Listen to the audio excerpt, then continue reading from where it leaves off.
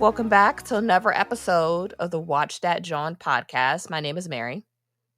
And I'm James. How y'all doing? And today we will be reviewing Joker, Folie. Let's see how many times we mispronounce that. Yes, I wasn't even gonna attempt it. Folie à deux. I've been saying à la deux all day. Yeah, I've never taken a lick of French. I do not understand it. I do not understand which words are silenced. Like the pronunciation, do not understand it. So I literally wrote it out phonetically, Folie à deux. So, but if you ever get like mixed up, you can call it shared madness because that's like the rough, or Mhm. madness for two. That's like the rough Yep. translation of it. And did you know Fall Out Boy has an album of the same name? Oh, do they really? Which is actually really fitting because if anything, this movie is very emo. Yeah, it really is. I think even the first movie was pretty emo Mm. too.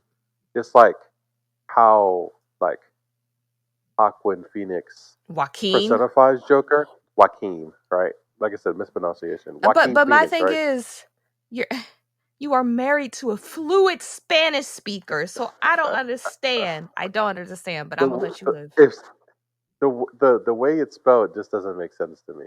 But anyway, his interpretation of Joker, of like they described him as like low intelligent, and he obviously has a mental condition where he can't control his laughter, his outburst, and he's quiet and extremely thin and frail, but he still has this big personality that's like deep down and in within him, and um, it allows him to kind of be bigger than what he actually is, at least to like him being perceived as larger and more grander than he actually is. Like, and I think this whole movie is a reincarnation of that, right? It's like him being um, basically the show tunes version of Joker. You know what I mean? Yeah, so this movie was directed by Tom Phillips, and Mm. during an interview that I watched with Collider, we I learned that this entire movie was shot in IMAX. Yep. I don't know what IMAX is. Like, maybe I I shouldn't can, I admit that. can, Can you explain yeah. to the So best of your ability? IMAX movies are presented in a unique large format that offers an immersive cinematic experience. Okay. I did So the not watch screens the are movie much in larger. IMAX because it's cheaper not to, but Okay, yeah, maybe I should have. yeah. I don't think neither did we, right? Yeah. It has a much larger screen, different aspect ratio than standard theaters, and they typically provide like a super sharp, high resolutionary revolution images Mm. that fill your whole field of vision. So you can tell you're in an IMAX film where the whole screen kind of opens up. You know how Mm. like it kind of thins down, and you can see like the black borders Mm. on the top and bottom. Mm. IMAX films opens up. Did you watch They Oppenheimer in also, IMAX? mm, I think I did. Okay. I think I did, and it Okay. was incredible. Yeah. They also have like projectors in the movie theater that like could be up to like 60 feet tall, so they're freaking huge, 60 feet and is they even crazy. it's crazy, right? And they also have 70 millimeter film, right, which is like a lot larger than regular film, I guess, and it just makes a lot of aspect ratios and just a lot of the formatting just look better, Okay. right? Um, So it and seems like plus, watching a the movie surround in sound. IMAX is worth the money from what you're saying. Yes, yes. From what I'm saying, watching a movie in IMAX, especially if it's a movie built for IMAX like this one, or Yeah. like you said, where they have IMAX cameras and they intentionally use wider focal like Wider aspect um, ratios. widths, aspect ratios, Okay. right? It's absolutely worth it because you get to watch the whole movie like and it's like the way it was designed to be watched. Okay. Well, thank you for that little tidbit. What is also interesting about this movie, I was watching an interview with the director as well. Again, Todd Phillips. I think it was IGN. And one thing he Yep. says, I think this is very interesting, and I think it's a good segue into the discussion of this film. He said the first film is called Joker. It is not called The Joker. It's called Joker. Yep. And the first film under the script always said an origin story, never said the origin story. And I think that's very interesting because, like you said, with this Joker, Folie and the first Joker film, you said it was a very different interpretation of the story of Joker, very emo. The character was just Yes. completely different. And I think I'll get into this later, but this theme, what he said about this being called Joker and not the Joker, I think he portrayed that very well throughout the film. I think that message was very clear because I'll explain how if it is the story of the Joker, how just it just doesn't really fit. It doesn't really Yeah. fit Yeah. logically and it doesn't really fit Yes. uh like narratively and maybe not so a black and white sense either, but yeah. Yeah, I agree. We could touch more about that when we discuss the end of the movie. Mhm. But I I do agree. Yeah. I see where you're going Yeah. with that. Okay. So we're going to do a brief synopsis, guys. What we're pretty much going to do is really just talk about the key points of the film and then just our Hmm. interpretation. We're going to go through this. So the film opens up with the Me and My Shadow animated sequence. And it's a very, this is Warner Brothers, correct? Yes. Yep. So it's very Looney Tunes. And yeah, so I really like this opening sequence. So pretty much to give a brief breakdown in this opening sequence, um it's pretty much a retelling or a reimagination of what happens in the first film where Hmm. Joker or Arthur Fleck, played by Joaquin Phoenix, is invited to I do not remember his first name. I probably should. Murray's late night television show. Yeah. And what pretty much happens is you really see the split between Arthur Fleck and Joker. And Yeah. I like this because maybe remember we talked about Beetlejuice, where they went to a quick animated sequence and you said you didn't like it because it felt out of place. Yep. You said it didn't really tell the story. It was just kind of awkward.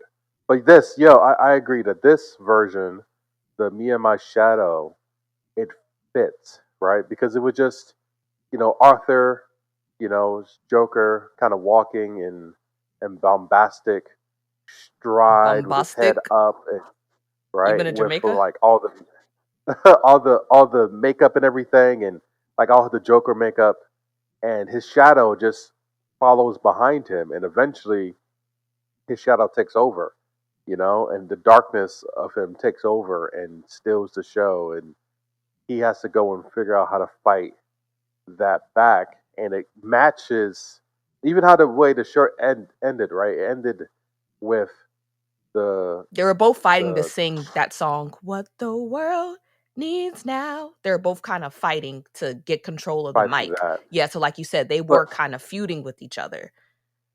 yes, but eventually the cops came in and the shadow disappeared, and it just left Arthur by himself, Mm, and they beat him to a bloody pulp.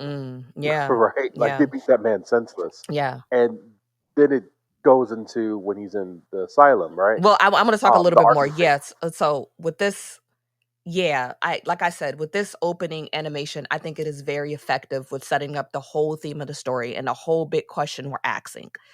Is Joker and Arthur Fleck one and the same?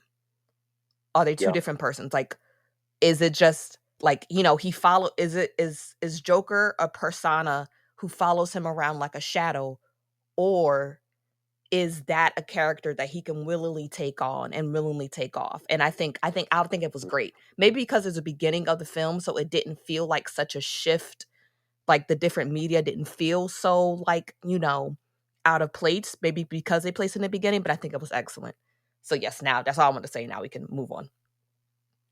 Yeah, no, I was gonna agree with you. Hmm. I was just saying like him getting beat at the end. matches the energy of how like his life is, just Yeah. always getting beat down. So do you see You it know what I mean? as he pays, like Arthur pays the price for the things Joker does? Absolutely. Yeah. Yep. Yeah. Absolutely. Arthur Fleck is imprisoned at Arkham State Hospital, awaiting trial for the crimes and murders he committed during the first film, which was 2 years ago.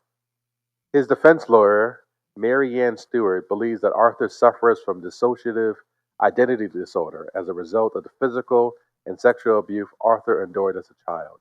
Her argument is that Joker is a violent alternative identity that can greatly influence Arthur's behavior.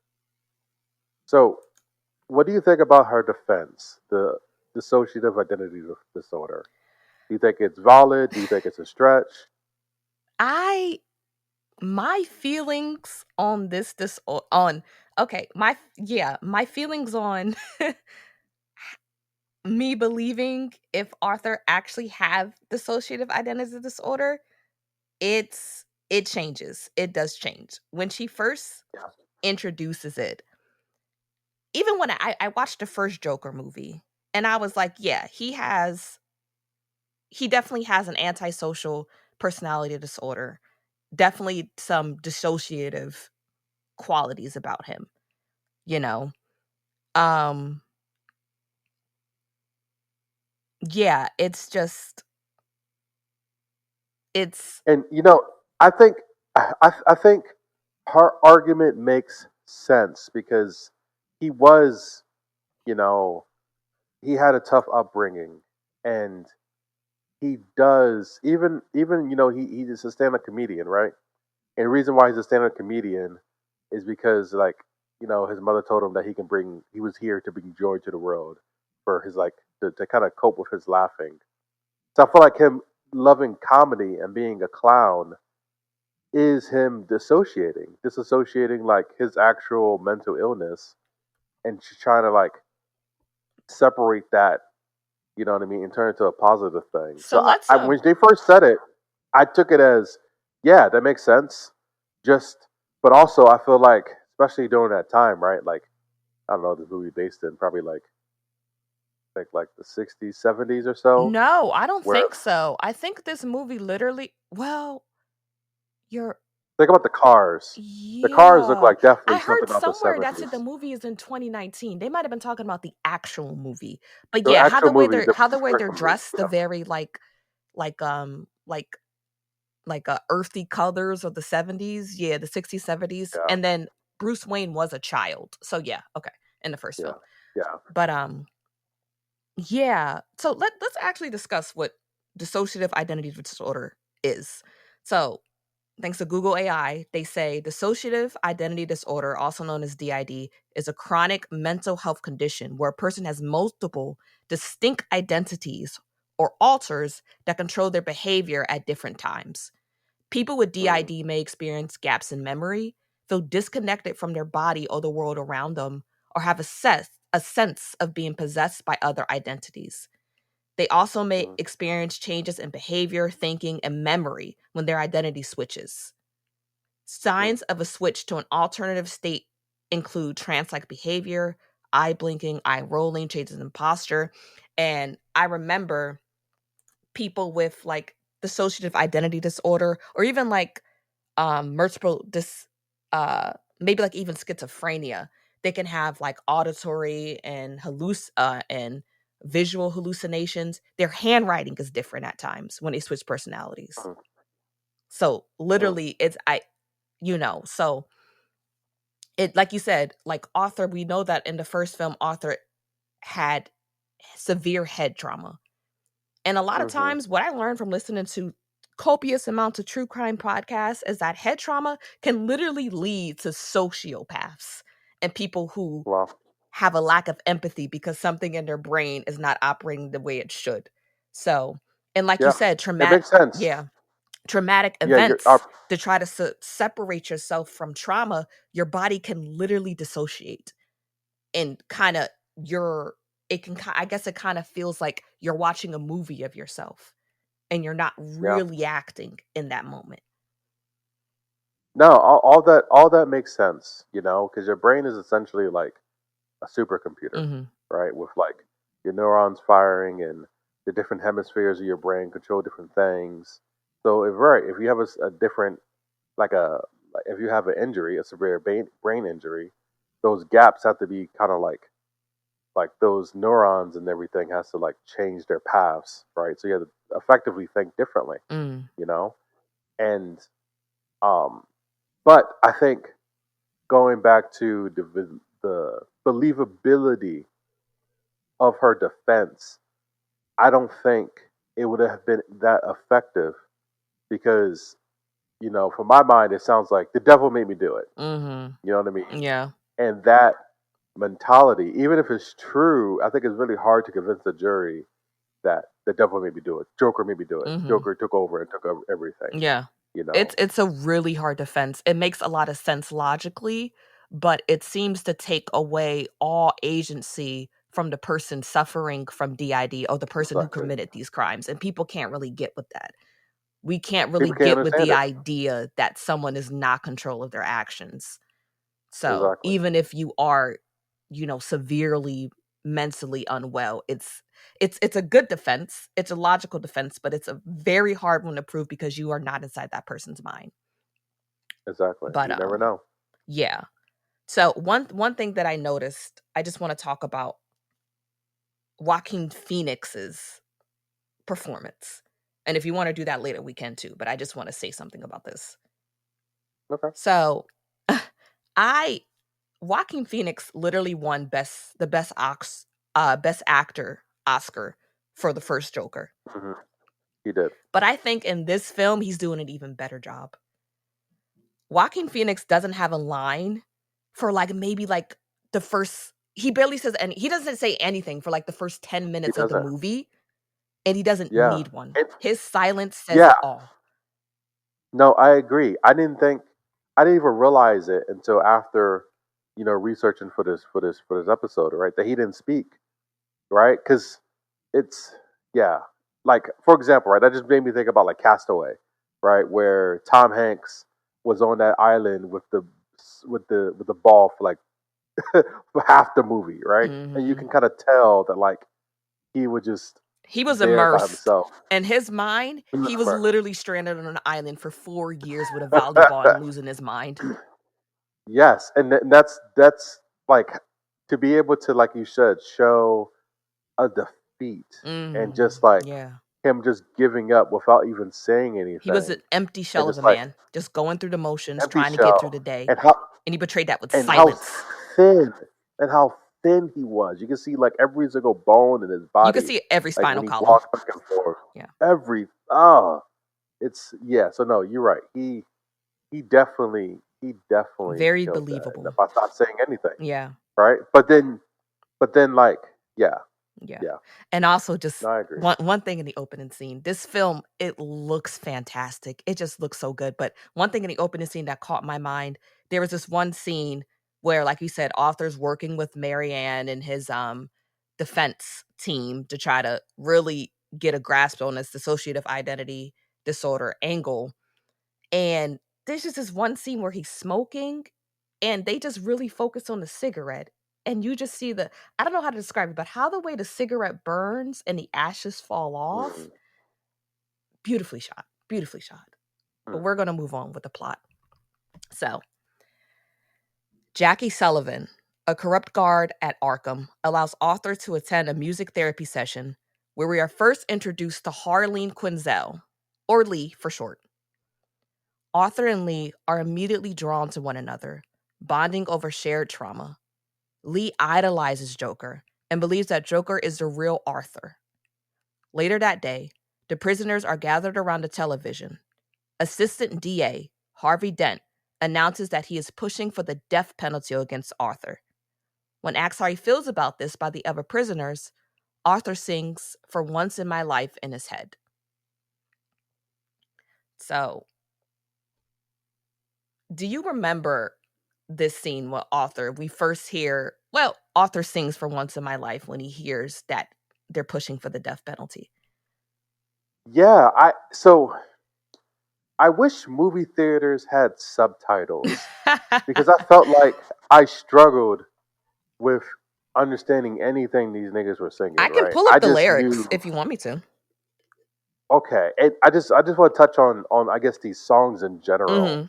So this whole musical is called something called a jukebox musical, Okay, yeah. right?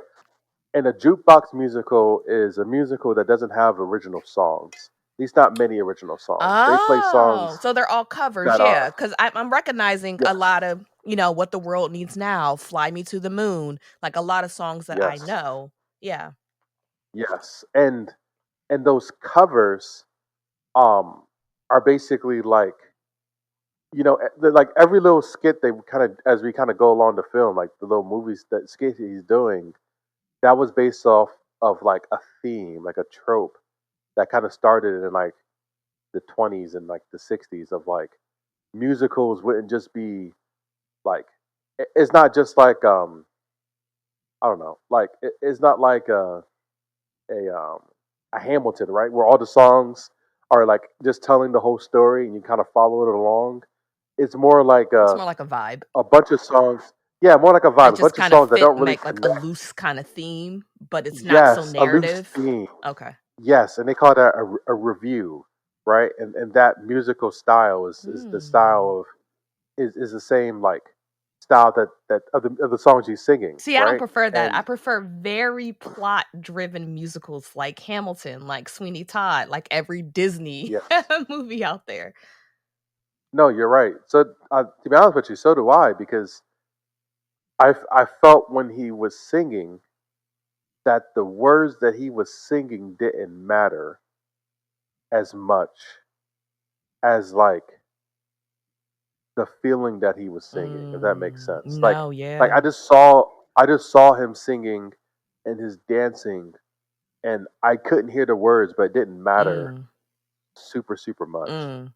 I actually you think I know. I feel you. Yeah, it is more it isn't so much yeah, that's really good. Yeah, I do agree. And I guess that makes me appreciate the movie more because it isn't so much about the words.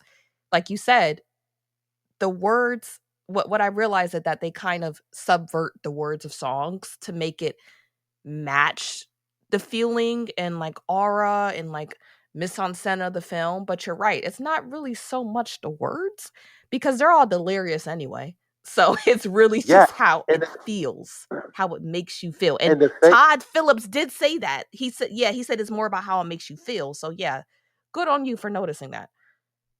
and the thing is it makes sense because if this was all original songs, right? You have to focus on what they're saying and get Yeah, the the songs would words be and plot they would driven. The yes. songs would push And the they really storyline. weren't. Yeah. And the reason being is because Arthur, when he grew up, he used to listen to like those show tunes with his mother, and they're called those type of films are called they are part of the Great American Songbook. You ever heard that before? I have heard of it before.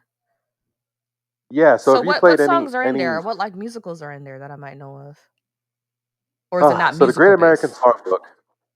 So here, so the Great American Songbook is basically a loosely defined canon of significant 20th century American jazz standards, popular songs, and show tunes, right?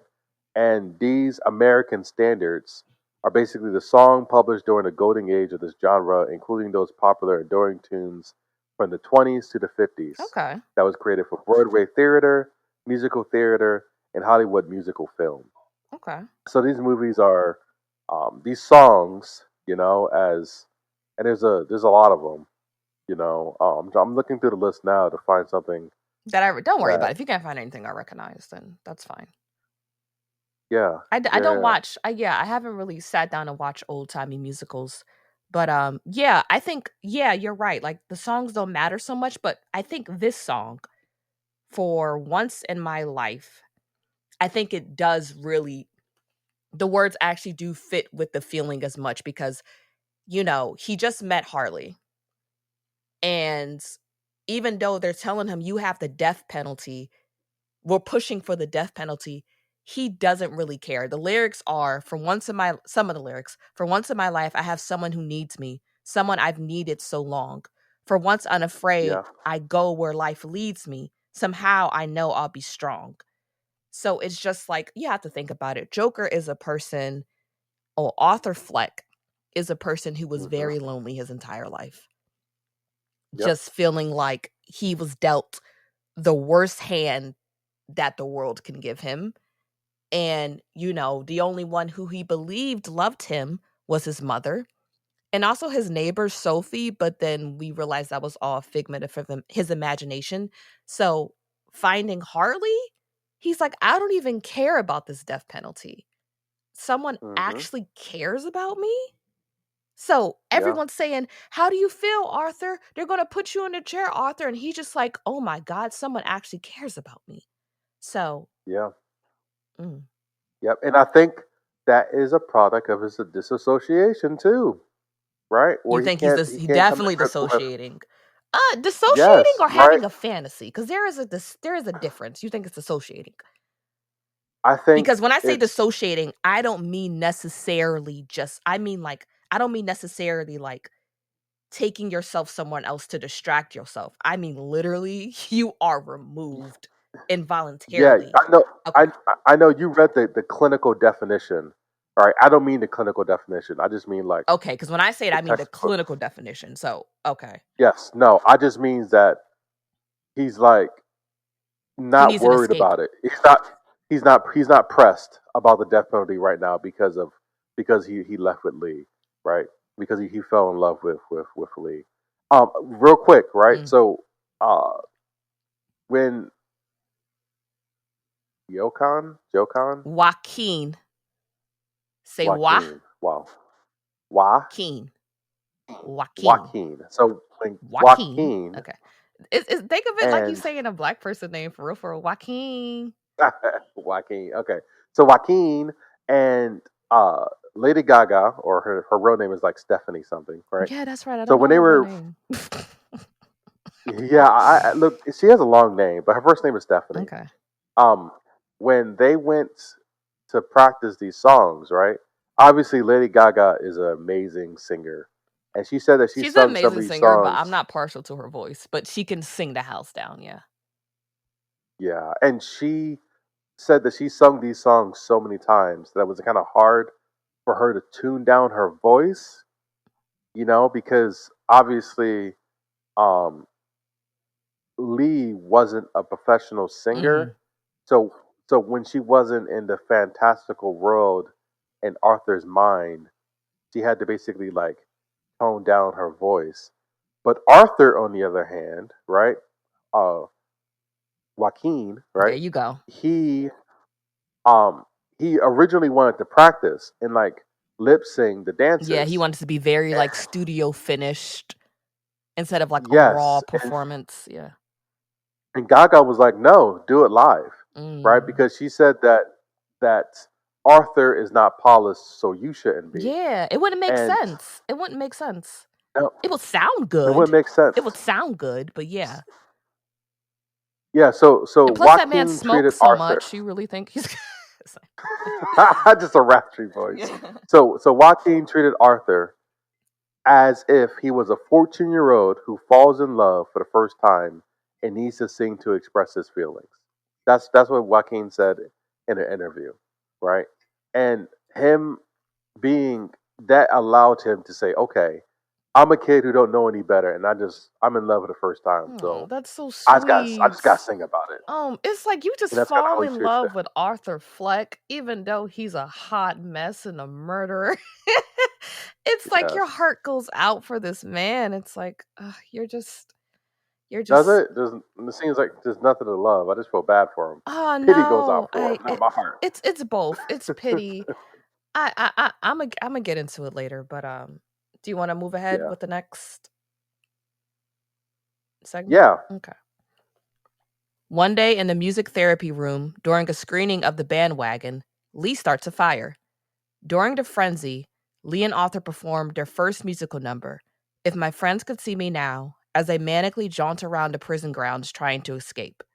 The two are eventually captured, and Arthur is placed in solitary confinement. Lee is allowed to visit him, and after she tells Arthur that Arkham is releasing her out of fear that Arthur poses a threat to her treatment and progress, the two have sex. Later, Marianne sets up an interview between Arthur and TV personality Patty Myers, while Arthur publicly confesses his love to Lee by singing Bewitched to her. So, I think this is kind of the point in the movie where I feel it's weird, a dip in interest, because I am not a fan of the musical number If My Friends Could See Me Now. And that's because, and I think you explained to me, I know it may be hypocritical because we just talked about how this is a Yeah. jukebox musical with no original songs, and how we're really supposed to go for the feel of the performances of the songs over the words. And maybe that honestly isn't my gripe now that I think about it. I just feel like this movie is called Folie Deux, like you said, which roughly translates to Madness for Two. I Hmm. just feel like this movie wasn't surreal enough. I understand that they it's probably like a good reason why they chose to have them sing If My Friends Could See Me Now, not in a fantasy like some of the other musical numbers are, but it's just like we're talking madness. Like I just want it to be more trippy, more delirious, more surreal, more like the first animated sequence, Me and My Shadow. So I was a little bit disappointed by it. I'm like, okay, maybe they chose. I don't know, because my thing is they can still show them trying to escape prison and still have it look really crazy. And even later on, when they kind of do get into authors' very Broadway musical fantasies, I guess it's just not what was expecting. Like I understand that's the framework. They wanted to make, you know, a jukebox musical, of the American songbooks, what you call those? Yeah, the American standards, The right? American American, standards sort of feel, yes. but I guess it's not what I was expecting. So I was kind of disappointed by that. And Lady I so yeah. so I kind of disagree. I thought so. I wasn't really thinking about the songs. Once again, I could barely hear anything they were singing, right? So I didn't realize what song they were singing while watching the movie.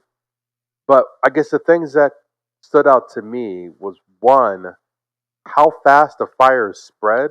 Because all she did was throw a little There was fire in the no oil. piano, and then Did she yeah, just no, she didn't have anything. she There just was had a no, like you lighter? said, no accelerator. Yeah, she just like act like she was smoking, lit a fire, threw it in the piano, So what? She right? like lit Which a piece of paper and threw it in the piano? I can't remember. yeah, threw it in the piano, and it was like she dropped a grenade in there, and because when they all escaped, half the wing of like the hospital was engulfed in flames, and then they ran outside, and I originally thought they escaped that easily, and then people were running around and everything, and then I thought it was funny when they were singing and they ran, they both jumped to the gate and they tried to climb the gate, and you just see them and how ridiculous they look and how they have no chance of making it, and they get dragged away, but they're laughing as while they Yeah, get they dragged were they were away. manic. To, They were manic. They were yes, spinning a manic and to high. me that sounded crazy enough to me. That's realistic crazy. Besides the speed of the fire, and then the second thing that confused Well, what do you the mean? What do you total heck mean? out of me. What do you mean? You think What the what is being like delirious have to do with the fire? You're just saying that was realistic no, enough for I'm the saying you said it wasn't you said it wasn't crazy enough. Oh, okay. And I'm saying I disagree. That was crazy as ever because it was a terrible plan. Where are you going to go? It Yeah, was yeah, yeah, illogical. yeah, yeah. The actual what they did is actually crazy, but I just wish the presentation of that, like I expected it to be like I expected different sets to swap in and like different colors and like costumes and like I expected this Oh, movie to be I expected this movie to be a full descent into madness, a progressive okay, descent into madness. And it is that. It is that. It definitely is that. And I'll talk about it later. Like it is shared madness, not even for two, it's shared freaking madness. But like I said, I expected yeah, it to be very surreal presenting. okay. Yeah. I see what you're saying. Think about The way you described it, I thought about like Inception, like how the road just flip, like just complete obvious. This is not the real world. You know what I mean? Like you're in something like I don't know, just multiple yeah, layers of yeah. layers Yeah, of yeah, and Inception is but psychosis. it's weird because Inception is it is very surreal, but it makes sense in the structure of the film. At James, I thought I was gonna be I don't know what I'm looking at. I don't know what I'm looking at, and that's okay because I'm so into it. But now that I've seen the you just you I'm more okay with it now. I'm more okay with it now. It makes Yeah. sense. But for me, I remember after watching this movie, I made a note. I'm just like, I'm just so sick of directors being too scared to make a musical. It just Mm, felt like the music scenes when I first saw it, it felt like filler. It felt like they weren't interested enough to really they weren't interested enough to even be a part of the story. I was like, we yeah. don't really need these jobs because they're not that interesting. They're not that interesting. But Yeah, like I said, I didn't know what the words were, and I was okay. You know what I mean? So, but um, th- yeah, yeah, yeah. no, I was about to just get to that sex scene, right? So first, so Arthur is in solitary confinement. He's in a hole, right? And he's laying there, and he wakes up, and um, Lee is just sitting there next to him, and she's like, "Are you real?" And he said, "Yeah." She said, "Yeah, they let me in." And I was thinking, what's the point of solitary confinement, but then you let this nigga get a conjugal visit? It makes no sense at all. I'm like, she said, "Are you real?" I'm like, of course she's not real. Until they made reference to it later, and I'm like, how was that sex scene a thing? I don't understand it at all. He's a murderer, and he killed 5 people. He's on death row, right, or potentially going to be on death row, and he tried to escape, and you gonna give him a conjugal visit? None of it made any sense. Yeah, because my thing is if her if she's saying that they're letting her go because they think that he is a bad influence on her, then why would Why would they they let let her see him him? yeah, why would they let them see each other? Yeah. It makes zero sense. Yeah. And I saw that, and then like the sex scene itself, and she had makeup. Where'd she get makeup from? You know, I watched this She one gave him makeup. yeah. There's this one like prisoner in a woman's prison and she makes makeup out of like she I watched her make like foundation out of like Pepsi and like other things in her cell. Like Yeah, because people get, but yeah, she didn't it have wasn't like jail makeup. That was like makeup toilet makeup. toilet wine version of makeup. Yeah, Yeah. That was like she had CVS. That Estee was Lauder. NARS. That was Elf. So You yeah, and know. he's like, yeah, so he was like, you brought makeup. And this is when we really see that Lee is not interested in Arthur Fleck at all. Mm-mm. She's there for Joker. And she reminds me once we realize later, I'm like, okay, you know how there's a serial killer and there's always like he always have these followers, these normally women who comes to their trials and wears his t-shirts and like sends him letters in the mail with nudes. There's always the fanatic. There's always someone who idolizes the worst people in society. Like she's just a groupie.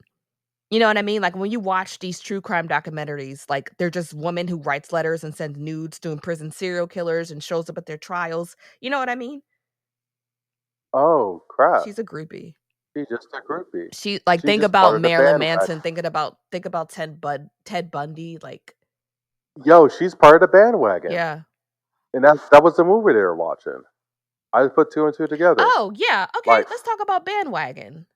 What significance do you Yeah, think that so has to so this film, them watching it in the music therapy room? yeah, so Bandwagon, right, is a musical comedy. It came out in 1953. Okay. It's a musical comedy about Tony Hunter, a once famous star trying to revive his career.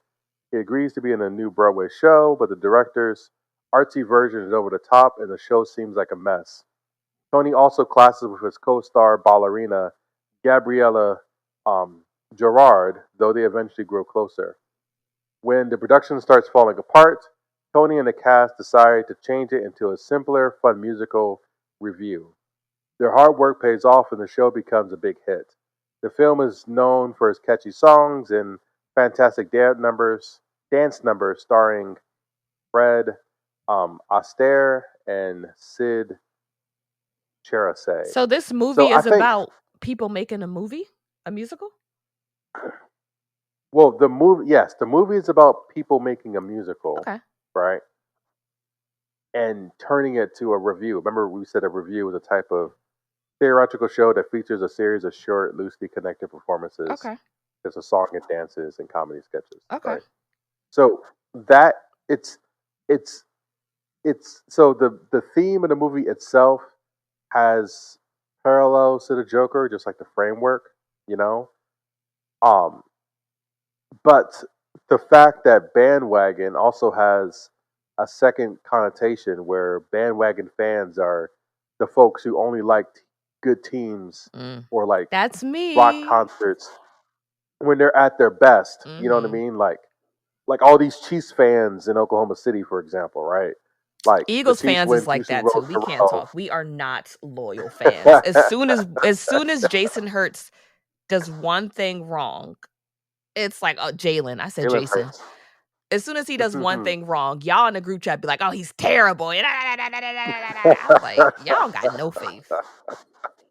Yes, and that's exactly who Lee is, and all the other people who followed, like you said, the Joker. They're all bandwagons. If you give I'm them what drinking they water. want, right, which is in this case winning or the Joker being the Joker, give them what they want, they love you. And when you don't, boo. So, what did you think of his interview? Arthur, he has a very good defense attorney. I'm like, Marianne, you are wasting your time on this man. Like, um, but she sets up an interview with the TV personality Patty Myers, and I really, like I said, Joaquin Phoenix is giving his all in this portrayal. Um, so pretty much, Patty is he is he is disputing the whole that wasn't me, that was Joker who killed all those people. And he's just like, he kind of like comes at Arthur's neck for a second. He's like, he says, you know, like, if you're not Joker, then who are you? Like, a low IQ failed comedian who lives with his mother. And there's this one point where Arthur, he gets really upset. And Arthur, he pretty much says the same thing when he gets upset. His argument is always the same. You don't care about me. You're like everyone else. And he kind of said this, and just how the way he like fumbled over his words and he got so flustered. And it's like, yo, he really reminds me of, like, he really is portraying a person of low IQ trying to who's upset.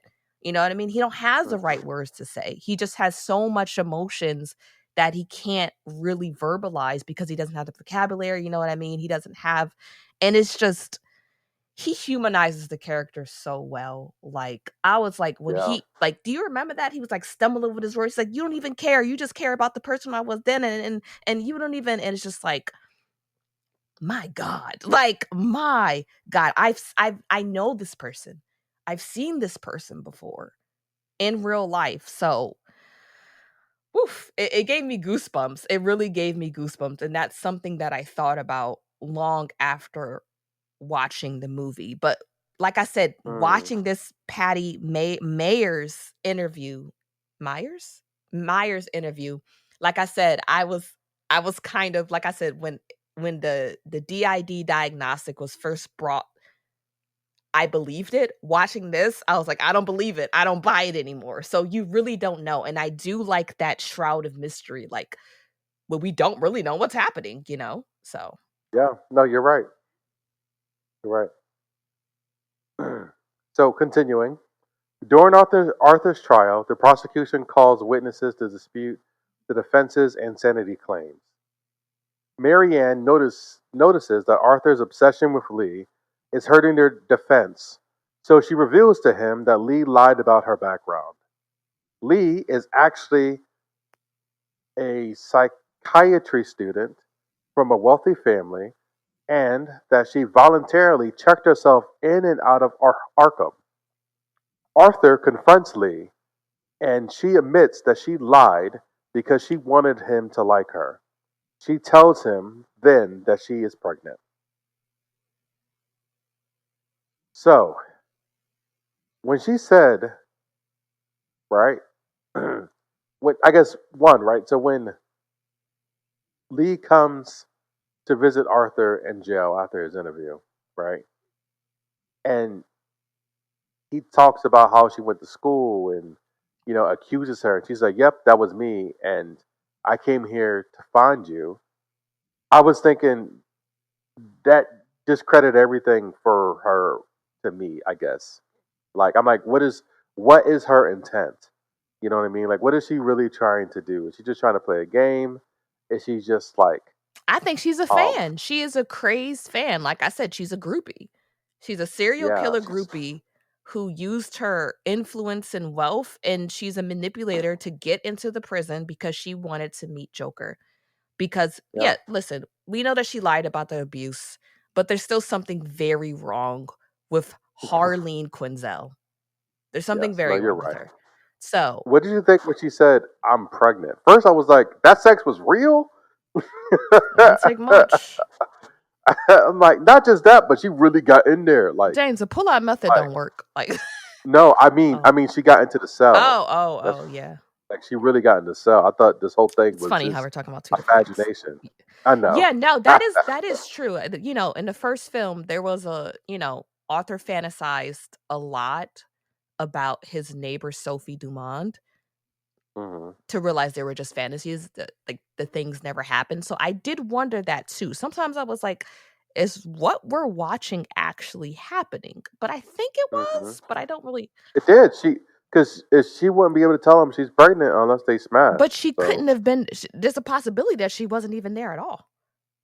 that she was never was Yeah, there. because remember in the first movie, like he was imagining Sophie with him visiting his mother in the hospital, Sophie with him Hmm. at his comedy show, Sophie with him like having full conversations with her, and she wasn't there for any of Hmm. it.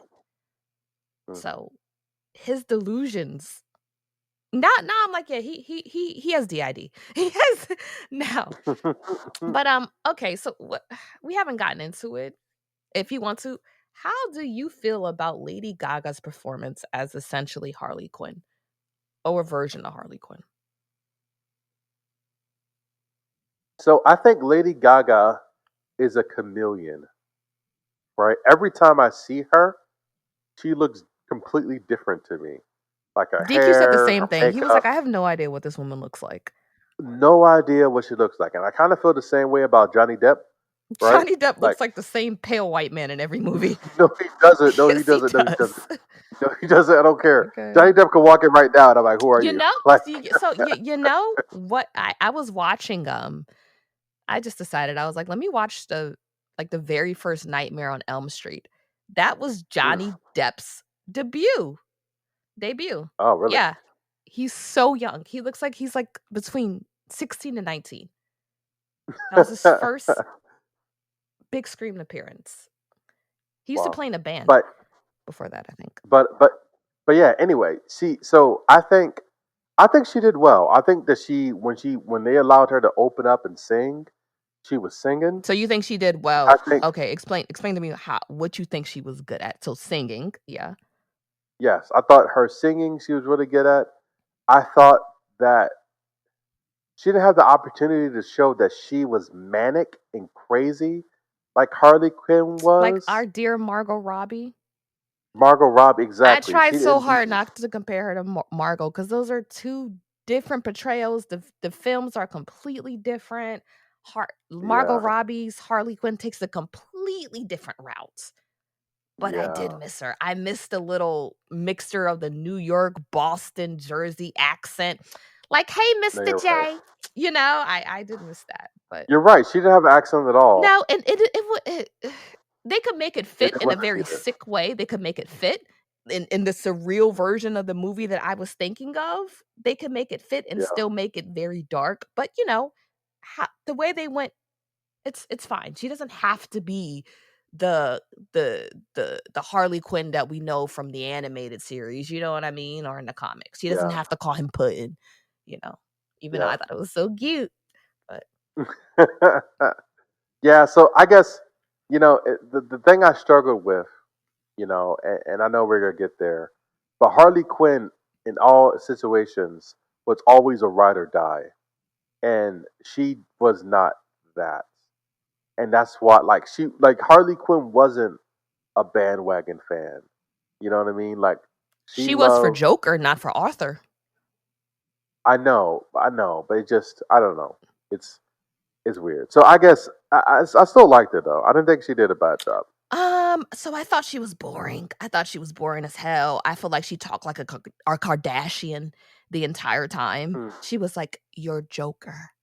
I'm just like, "Girl, you're Joker." How do Yeah. and she just I don't know. I'm not gonna sit here and pretend like I am so cultured that I fully appreciate the arts of subtlety in acting. You Yeah. know, there's some things it will go over my head, you know? Not saying I need, like, the Deliverance where there's no subtlety whatsoever, but it's just she just felt very one note to me the Yeah. entire time, and maybe I would stand for her more, like I said, I understand that Lady Gaga can sing her face off, Hmm. but like I said, her voice I've never been a Gaga fan, so maybe that's why I didn't feel that connection, and I just felt like I hate it. You don't like Poker Face? Poker Face. I only That's a like the bop. part which is like rah rah rah rah rah. No, that's bad. That's bad romance. I don't even know. I like bad romance. You and me can start a bad romance. And I Hmm. liked Whoa, whoa, Paparazzi because I just like the theme whoa. of Paparazzi. I thought that was interesting.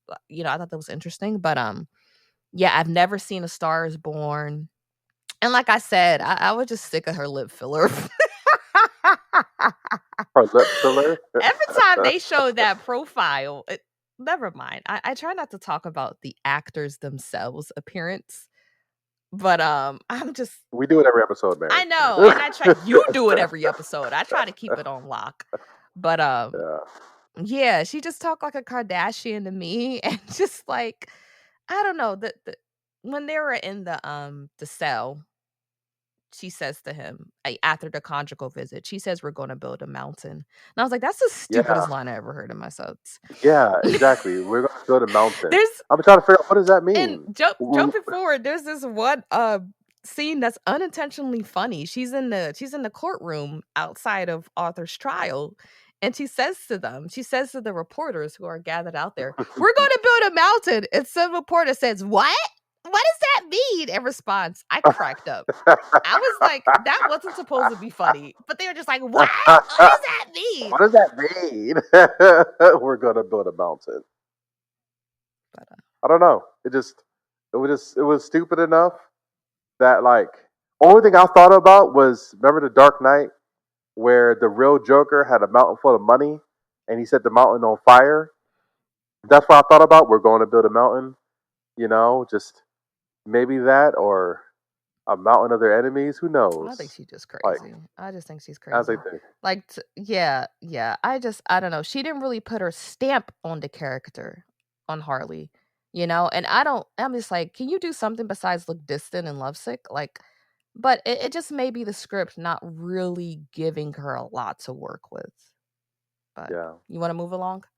The second day of the trial, Arthur is humiliated by Sophie Dumont's testimony and decides to take control of his own narrative by firing his lawyer, Marianne, and representing himself. I'll try it again. The second day of the trial, Arthur is humiliated by Sophie Dumont's testimony and decides to take control of his own narrative by firing his lawyer, Marianne, and representing himself. He is in his full Joker regalia. Joker cross examines former party clown co worker Gary Puddles, who was brought to the stand by the prosecution to speak on how Arthur ruthlessly murdered Randall in front of Gary.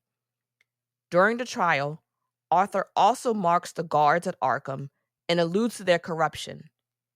He pays for his words that night. The guards physically and psychologically abuse him, breaking his spirit and shattering his Joker persona. So, this I thought they raped him, yo. why? Just like when they brought him back and they just threw him in the bathroom and he was like they ripped his pants off and he was laying there. I thought they sodomized him or something. I They was like, what probably did they do to did. this man? Sick bastards. They probably did. It's it's a shame. They it's just disgusting because things like that really happen. Like, I understand there are terrible people in prison. That doesn't give you free rein to treat people like garbage, but I'm gonna stop talking because I know that's a hot button issue. No, it's true. You can't treat people like garbage. People deserve their dignity, People deserve right? their Regardless, dignity, but they do. But sometimes, when someone does something really sick, it's like it's still they deserve their they deserve dignity. their dignity. They deserve their They deserve dignity. their Yeah, dignity. yeah. They do. But to me, this is my favorite part of the entire film. I think this is when the film really shines. I was glued to the big screen. And once again, Joaquin Phoenix. So, what was interesting to me about Puddles and Arthur's cross examination of Puddles. Yeah. It was so Gary Puddles.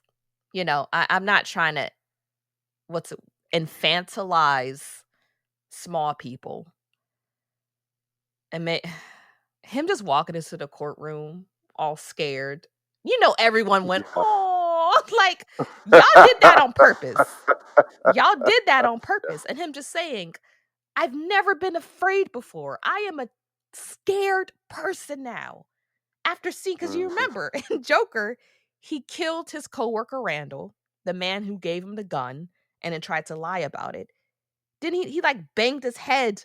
He killed him. He killed him right in front of Gary, and then told Gary he could leave. Do you remember that? He killed him in his own apartment. I kind of remember. Did he like bang his head against the door or Yeah, something like that? it was blunt force trauma to his skull multiple times. Yeah, He was in a yeah, frenzy. And then that same night he went on TV and shot a man. Shot a yeah. man on live TV. Iconic. But yeah, so like when he's cross-examining Puddles and he's just I he puts on like this southern accent. Yes, he puts on a southern accent, right? And he comes up to him and he's like, Puddle's like, he didn't deserve to die. He was like, well, I won't get to that right now. I was dying, He yo. turns full foghorn langhorn, like, and I'm like, and I've seen people do this before in comedies. I think in It's Always Sunny, you know, Charlie Yeah, Charlie Day. swears he's He a gets. lawyer in bird law or whatever. And Hmm. I'm like, is this a callback to like maybe the killing To Kill a Mockingbird movie? Maybe they're acting like Atticus Finch or something. Yeah, maybe because he was a southern lawyer. You're right, right? Just if you use a southern accent and walk away and just walk a certain way, you can pretend to be a lawyer if you sound I guess intelligent, Southern even accents though really sway juries. But it was I don't hilarious know. because it just really shows that this is such he is such a childish character. And Yes. like you said that before Harley Quinn is always the ride or die. She was always the one being manipulated. So now it's interesting to see her being the manipulator. And like I said, I think it really this scene, I said earlier that Todd Phillips did not set out to establish the origin story of the Joker as we know it. And I think this scene right here shows that, yeah, it's a really good thing that he didn't because it wouldn't make sense. The Joker we know it is Yes. cunning. He's not low Yes. IQ. He's Yes. manipulative. Yes. I Arthur thought Fleck is I thought not that that. same I thought the same way, right? I thought when he was like, I'm representing myself, and he got up there and he was cross examining Puddles, and I thought he had like just turned on something inside of himself and was gonna ask some good questions, but he was just an idiot. Yeah. He was just And then performing. he was just performing, right? And he just made people laugh, and I was like, he's getting he's getting a death penalty. Like, there's no way he's winning. There's no Yeah. way he's Yeah, winning. it's just, and it makes sense. So off, after it is hilarious him cross-examining Puddles, and then he has the fantasy about him and Lee singing, and then he kills Harvey, and then he takes a mallet and like bashes the judge. It was very fun. But, after he alludes to the abuse that's happening at Arkham, and then the guards potentially break him, it just really calls into question. It's like, okay, so is the Joker facade breaking? Is it even a facade? Like when the lawyers tries to use the dissociative identity disorder approach for his defense, Arthur isn't buying it as much as the prosecution isn't buying it. No one's buying it. And it makes the audience wonder, like, how, like, you never know. It makes us wonder. So it makes perfect sense that Arthur wants to be Joker over Arthur. Arthur is a loser, a nobody, a freak, invisible, the adopted and abused child who grew up to be a man who lives with his mother, who doesn't respect him, or his pipe dreams of becoming a comedian. But Joker? Joker has power. People see Yep. Joker and listen to him and even want to be him. And he's never experienced that before, so why go back? And Yeah. that's why he fired Marianne, like, because, you know, Sophie Dumont, played by Zazie Beetz, she was on the stand and she was pretty much saying all the horrible things that his own mother said about him. And he's just like, no, I don't want to be known as that guy. I'm coming as Joker. I don't want to be Arthur anymore. I don't care if that means that I spend my life in prison. He's not thinking that far ahead. You know what I mean? He doesn't have that mental capacity to really do that. He's just like, I remember he said in the first film, I'm going on a tangent, but I just think it's really interesting. Um, Let me see if I can find it in my notes. In my notes. Let me see if I can find it in my notes. Sing with me, James. Let me see if I can find it in my notes. In my notes. In my In my notes, let notes. me Let see me if I see if can I can find it. find Let it me in see my if notes. I can Can find I it. find it in Find my it, find notes? it, I find can't it, find find it it, in find my it, notes. find it, find it, find it, find it, find But it, I'm find it, scrolling find it, through my find it, notes. find it, find it, find Scrolling it. through my Okay. notes. Yeah, I'm scrolling through my notes. Uh. Okay. So there's this one scene in the first movie. Arthur says it a few times. He says, you know, he says to on the Murray Franklin show before he shoots him, you know, he was like, he doesn't understand why everyone is so concerned about the Wall Street businessmen that he gunned down on the train. He said, you guys are so worried about them, but if it was me dying on a sidewalk, you'd walk right over me. And even Mm. earlier in the film, he's at a comedy club and you kind of see in his notebook, like his notes that he writes, it says something is, um, what does it say? He says, ugh, where is it? Where is it? Yeah, he Where is writes it? in his journal/comedy book, I just hope my death makes more sense. He spells sense CENCS than my life. And then it says, like, Mm. some things that you can't read it. It says, can you imagine that? Dead on the sidewalk with people stepping over you. Maybe he's happier, but I don't want to die with just people stepping over me. I want people to see me. Mm. So for him, it's like, okay, they're telling me they're pushing for the death penalty. Do I want to die as the loser Arthur Fleck, or do I want to die as Joker? Joker, Yeah. who's literally inspired. He is the shared madness. Yeah. I like the idea, maybe I'm going too far, but he is the shared madness. There's literally people rioting on the streets because of him. Why the hell would I go back to being Arthur? No, you're right. You're right. And even, Todd Phillips, he said that too. He said that, a madness for two, a shared madness, could be the Joker and Harvey Harley Quinn, but also could be the Joker and Arthur, right? Basically the shared madness between them, Yeah, him in and his what shadow. and what him in the shadow, right? And you just put another point, right? It could be Joker in The society, whole because Gotham. think about how corrupt society has to be, Mm. right? That when someone get murdered on TV, someone who was publicly loved, right? He was a talk show host. He was basically like a Jimmy Fallon, right? Mm. Someone who was publicly loved gets shot on national TV, and this man gets a following, right? He kills two kids on the subway, They weren't kids, they were right? grown men. But I'm just saying, like young adults Violent young on the adults. subway, right? And he gets a following, right? Yeah, I think it's It's because a type of it's what they it's because they politicized a lot of things that he did with the businessman. They see it. Okay, yeah, screw big business. They're screwing us over. These Wall Street guys are making a profit off our all detriment.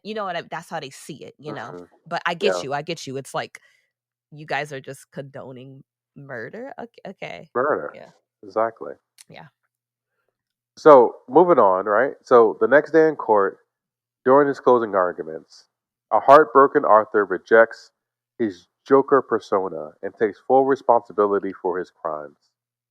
Furious at his decision, Lee storms out, and the jury finds Arthur guilty of murder on all Mm. counts.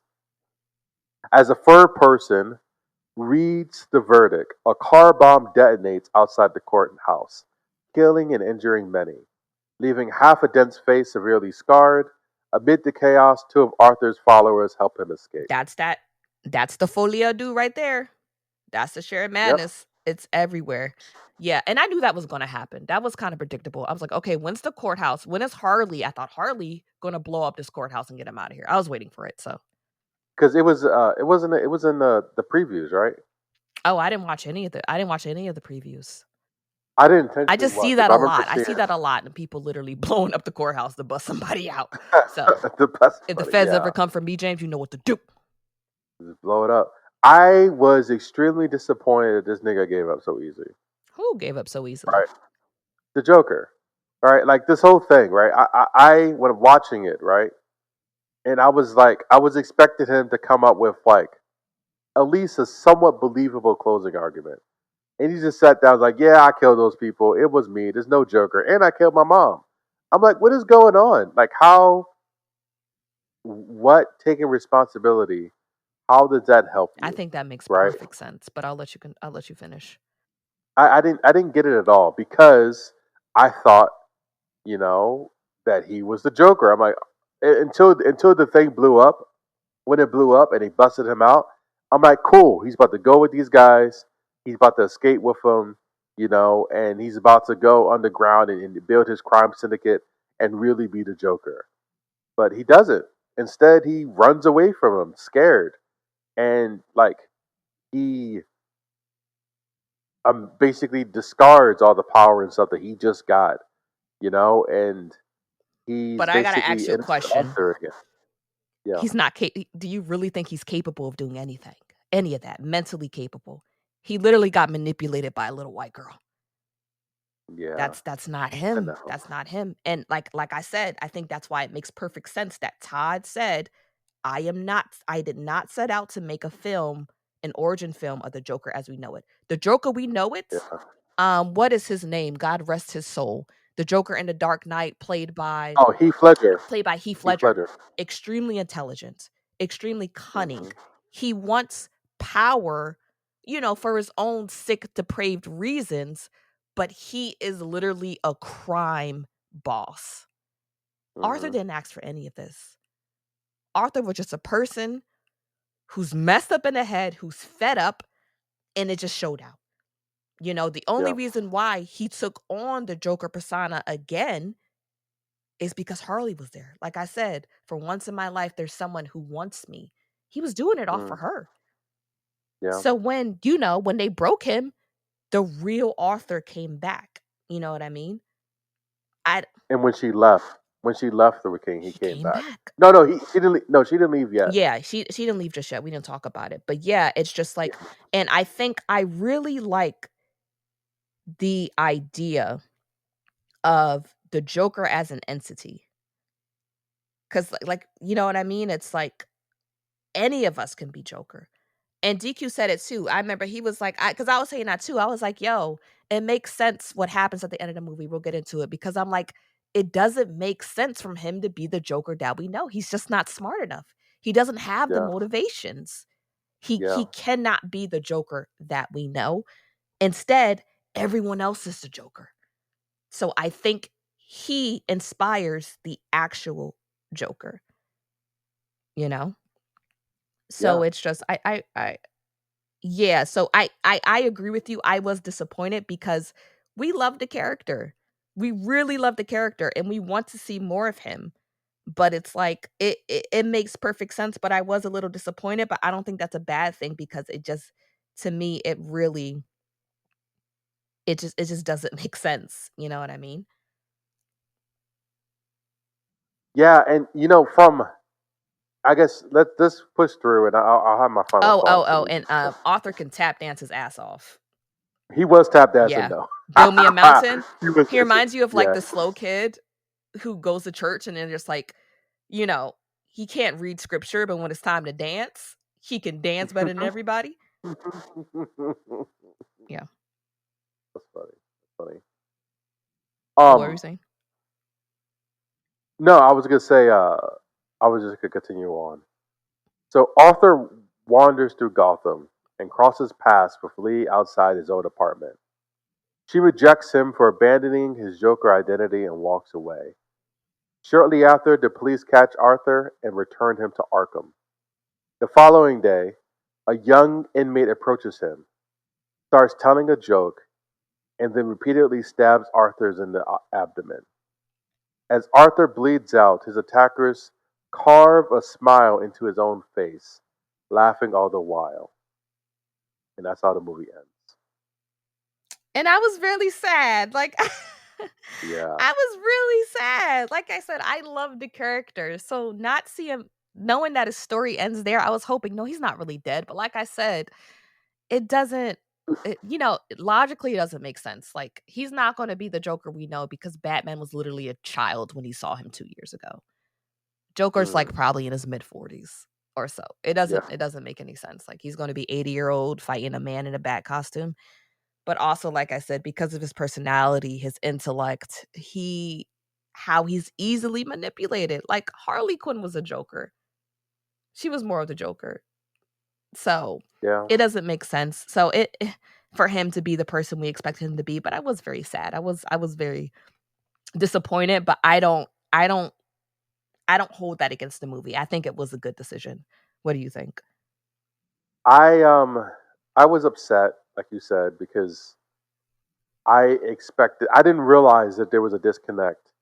And I think a lot of people didn't realize that there was a disconnect between the real Joker from the comic Yeah, books, the supervillain, I and didn't this. realize that in the first film. I might have thought about it the second time I watched it before I saw this one. I think I might have thought about it, but it wasn't to this film, and I was like, "Oh, this can't be him." Even before he died, I'm like, "That doesn't make any sense." No, no, the first Yeah. one I thought about it because of the age difference between him and like I said, Batman. I did think of it. But Mm. yeah, this film I was like, "Nah." Even before I was like, this can't be him." Yeah. I just I didn't like I said, I had hope that not that so much that he would get acquitted. I didn't think that would happen. But I had hope that he would get free and like with Harley at his side would turn into that syndicate boss, but when he gets shanked and set up, it was just like, dag, this is just It's just a sad story another. all around. It's just a sad story. Like this is the tragedy of a man who painted his face. This is a tragedy of a clown, not the Joker, right? And they barely showed it, but I did see the guy who killed him, who shanked him. carving his face open. And I was like, is this nigga gonna act like the Joker now? I didn't think that this might be the true Joker. I was just thinking, oh, he's gonna act like he's gonna take on him now or He whatever. I caught was just Joker confused. madness. He He was caught the him. whole film, you saw him kinda salivating over Arthur the whole time. So we knew something he was, like, touching his lips and, like that wasn't the dude that Arthur kissed, but there was another dude who was just kinda, like, watching him and, like, touching his lips and salivate. He was obviously, like, kind of obsessed with him. And, Mm. he's crazy, he's violently insane. So, And the guards set him up. yeah, because who gave him the shiv? The guards set him up. They was like, hey, there's someone waiting for you or whatever, and they set him up. And that happens all the time in prison. The There guards will is. set you up. They isolate you. They Because go I thought walk Harley around. was waiting for him, and the crazy man just saw the opportunity. I don't think I think Mm-mm. he literally thought that Arthur would think it was funny, by the way, but His joke. I do not think it was like, "Imma kill you." I think he literally thought it would be funny because he No, was no. cracking up. He was laughing as he laid dying, and then he carved his own face into a smile. I think he literally thought it was a joke, like, this man is insane.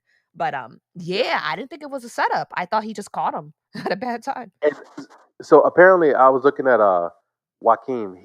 He apparently loved the way that Arthur died because he said that at the end, Arthur, like you said, Arthur wanted to be seen, and someone stopped him to tell him a joke, and that was important to Arthur, even though he was facing death row, even though like he was on his way to find to do he think what he hoped was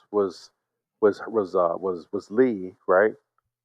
He stopped to listen to this person tell a joke because he believed that he was there to make people happy, to make people smile, Mhm. right? So him going out like that, we thought was like just sweet in a kind of way. Yeah, it's, like, bittersweet. Yeah. I didn't think that at all. I thought it was just dang you shanked. I think that just the actor trying to raise his death to me more significance. I just thought that he got shanked in a prison cell. Just they did him dirty. So Yeah, I get what he now that he say it, I get it, though. Arthur just wanted to be a comedian. He didn't expect for all this to happen. But like I said, when he had mm, the opportunity, he's like, "Yeah, I'm not going back to being a nobody." But I have a yeah, question for you before we close. Do you okay, believe, well, before we give our ratings, but do you believe it is the civil duty of everyone to reach out to the outcast and the overlooked? Is it our job not to just step over people in the street? Are stories like Arthur Fleck a failure on us as a whole society, of us not being more involved?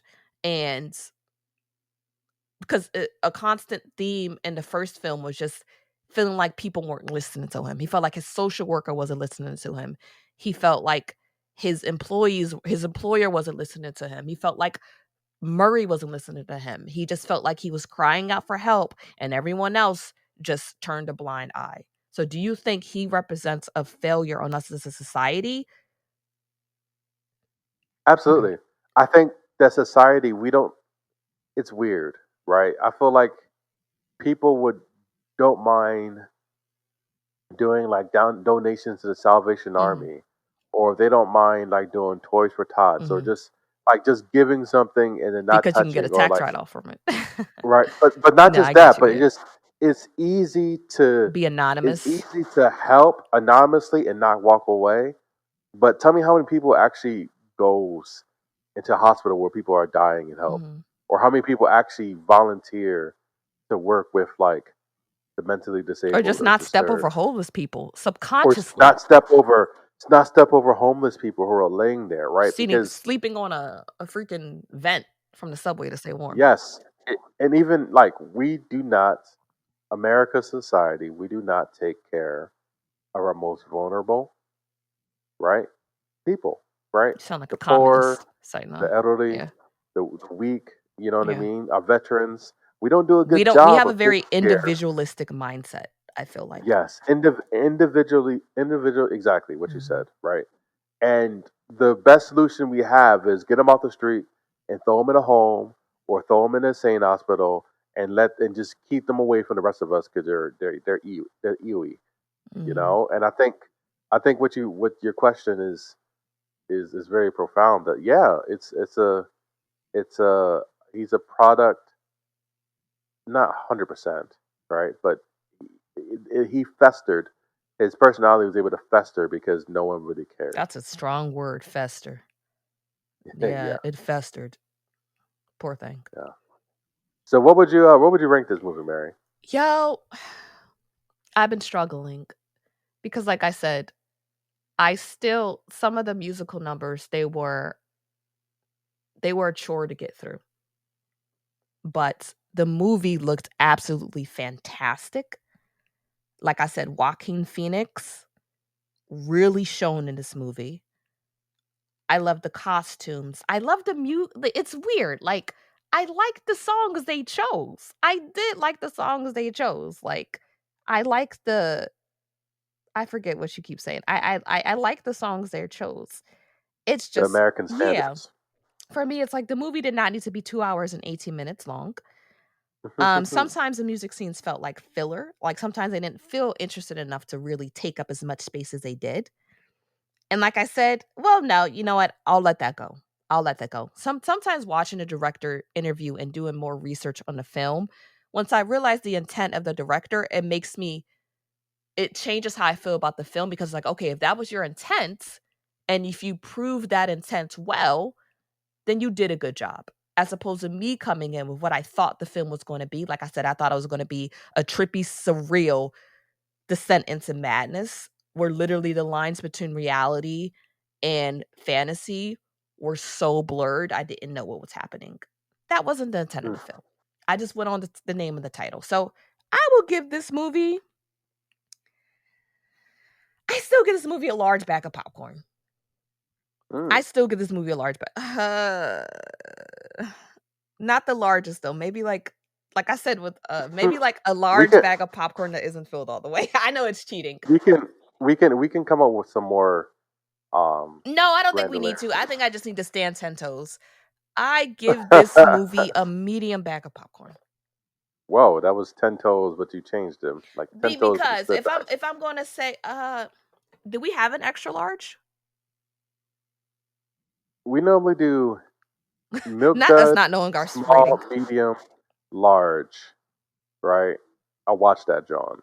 Is this a watch that, John, or no, It's a Mary? watch that John. It's a watch that John. Definitely. I enjoyed the movie. I had a good Yeah. time. Yeah. It's a large bag of popcorn. Stand at 10 toes. Final answer. Okay. So I am also torn Well, tell me how you feel because about Gaga, because I before just want to know how you felt about her. I like Gaga, I don't have a problem Okay. with her. I don't have a problem with Lady Gaga at all. Um, I thought she was like, She just sounded like a Kardashian to me, but okay. Yeah. yeah, no, I didn't have a problem with her. The whole movie is dark and people talk slow and soft and she's crazy. I didn't have a problem with anything like that. Actually, I thought, like you said, I agree.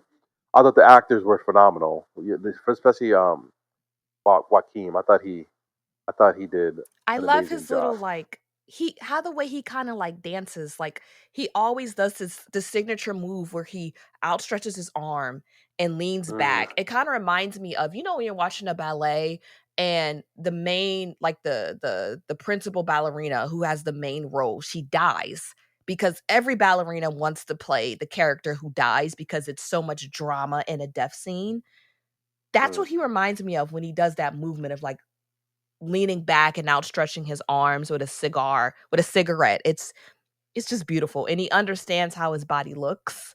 Like mm. he's chef's kiss. But continue. Yeah.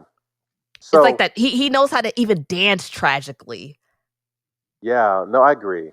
I agree. I think even the singing part, I thought he did a good job of it as well, Hmm. even though he's not a natural It singer, sounds great. right? It like I said, I Some really some of liked my some of his songs. yeah, some of um my knocks on the movie is one, I don't think the concept of him not being the real Joker was clear enough soon enough. And I think that reflects how the mass majority of viewers seen it. People came, like, talked to me and said, "You go watch that movie, it's trash." You're watching that movie, it's trash. And all people believe it was trash. Even when I walked out, I thought it was trash because how do you kill the Joker by getting shanked in prison when that's not how any of the story But you don't goes? want to be It didn't spoon line up. fed. Well, it's not just spoon fed. I don't think his portrayal went across well. I think if it takes people to do 3 hours of research and make a podcast to understand what But you, happened, but is you, not a you good kind of, portrayal of the story. but you knew in the first film too something was off. Logically, you knew it was off. That Bruce Wayne was too young. I didn't remember Bruce Wayne was even in the first movie. To be Oh, honest, right? I just knew. I'm like, okay, the Joker. He wasn't as violent. And me and Eileen said the same thing. I was like, he didn't kill anyone in this movie. He didn't do anything yeah, I wanted psychotic. them to kill people He too. I was, did want some death. I yeah, did want some death, but yes, he didn't do anything psychotic. He just seemed more so like a victim in this movie, right? And they talked about the stuff he did in the last movie, but nothing actually happened in this movie that make you think that's the nigga the so Joker. you don't So it think all makes okay. So you're saying you're okay with the fact that this is not the Joker that we know. You just felt like it could have been more apparent. yeah. I think if they would have took an extra second to show, maybe do a zoom in, like a close up of the dude sitting there laughing with his like his face cut or whatever. Because even his face No, I cut, would have hated like that. I would, just something a little more. 'Cause I'm telling you, the majority of people who saw this had no idea that this wasn't the See, I dude. talk about I don't like I'm not I give yeah, continue. I Yeah. disagree So because I do like the subtlety of that. I do really like I do like the fact that we had to figure it out. But I get you. I get you. If you're expecting one thing and you don't get that, you feel very slighted. That's very valid. yeah, I get that. I because get that. when the jailhouse blew up or whatever the courthouse blew up, and he was in the car, I was pumped. I'm like, let's go, let's get out of here, and let's start it. But it didn't happen, and it's like, what's going on? No, I feel Like, you. I was disappointed too. I was disappointed, but and I was even okay with it. I get you. Yeah. and even Harley Quinn walking away, I'm like, what was? I literally wrote down, why didn't she just kill herself? That sounds She gotta terrible. die because she don't want to be with the Like, man no more, James. What you saying? I'm just saying, like, it would have been more dramatic if she killed herself or if she died in a I hated bomb her last song, versus by the way. I was like, oh my God. Could she versus not sing and just tell us? Just talk. I like hated that last song. like I'm saying it would have been more fitting if she died in a bomb trying to save him versus her just being like, I don't love you no more and walk away. That's the type of stuff where I'm like, I don't know. I'll give it a because of because of Hakeem and his Joaquin. performance, I would give it a medium. I would give it a medium bag of popcorn. So if he didn't But perform well, you'd give it a small? I'll give it a small yes. Wow. I wouldn't give it a small by any Yes. means. Yeah, I would give it because I enjoyed it, but this the end of it, it just made me walk out just Yeah, I sour. think To be yeah, perfect. I completely understand feeling disappointed because like I said, it is not the film that we thought it was going to be. I agree with you on that. But like I said, for me, I know I'm different, but for me it's like if I know, okay, like if I were to paint a picture, if my intent is to show the picture in a certain way, I can't like me as a viewer if I'm like, "Oh, it doesn't show this." It's like that's not what I was going for. So, and like I said, I Well, kind I'm of saying knew my argument is we didn't understand what he was going for. I You know? I think but it did become aware to us. I think if you for me, the first watch of the movie, when I rewatched it again, and maybe like I said, like if you wanted it to be something that we don't really have to look into, well, he did say it. He did say it in the interview loud and clear that this is not the movie y'all think it is. He did say that straight up.